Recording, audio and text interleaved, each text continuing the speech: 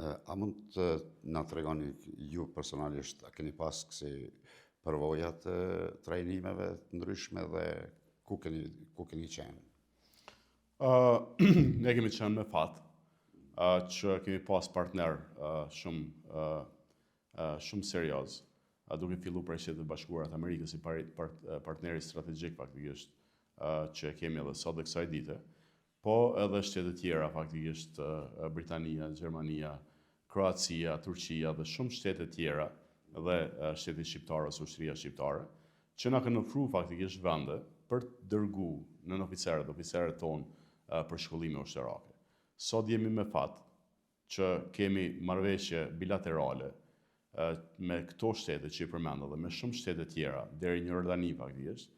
që kemi mundësi të dërgojmë nën oficerët tonë në shkollimet më prestigjioze, siç është Akademia Mbretërore Sandhurst në Britaninë të Madhe,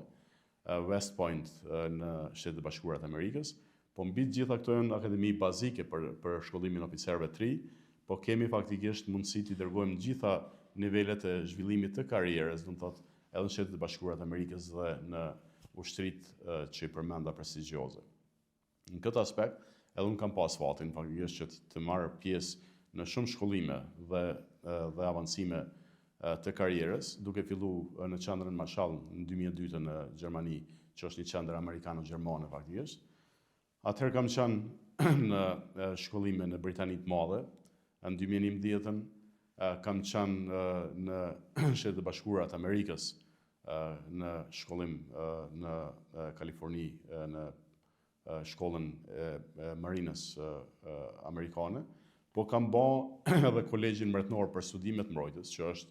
niveli më i lartë i shkollimit strategjik për ushtarak dhe nivele tjera faktikisht të marrëdhënieve ndërkombëtare, dhe ka qenë një mundësi e jashtëzakonshme që ndërtojmë faktikisht një kulturë të planifikimit strategjik në shkollime të tilla prestigjioze. Po pa diskutim edhe në vend kemi pas shumë